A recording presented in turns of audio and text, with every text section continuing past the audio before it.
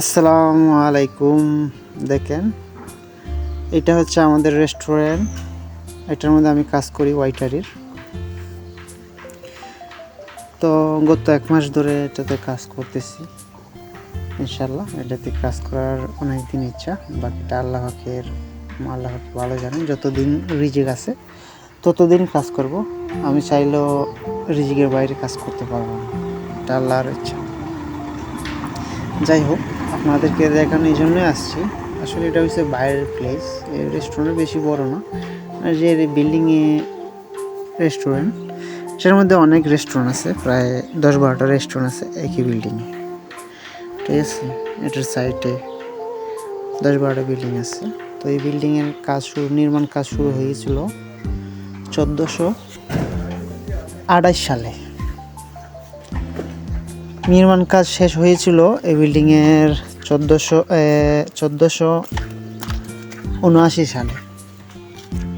প্রায় অনেক দিন আগের এই বিল্ডিং। এখনও কত অবস্থায় আছে বিল্ডিংগুলো। এইটি বিল্ডিংয়ের মধ্যে অনেক পুরাতন জিনিস, আসবাবপত্র আছে। দেখেন আপনারা, আসলে এটা হচ্ছে ভিতরে দেখেন, এখনও বিল্ডিং কত অবস্থা আছে, মানুষ বসবাস করে রেস্টুরেন্টের কাছে। এটা হচ্ছে নিচের অংশ। এগুলাতে আগেরকার আমলে মদ রাইখা তারা খাইত, মদের বক্স। এই দেখেন, এটা হচ্ছে বিল্ডিংয়ের নিচের অংশ।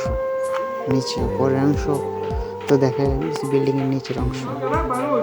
আসলে আমরা তো এটার মধ্যে কাজ করি, আমরা অবহেলা করি। বিভিন্ন টুরিস্টরা আসে, আমেরিকার থেকে আসে, লন্ডন থেকে আসে, জাপান থেকে আসে, অস্ট্রেলিয়ার থেকে আসে।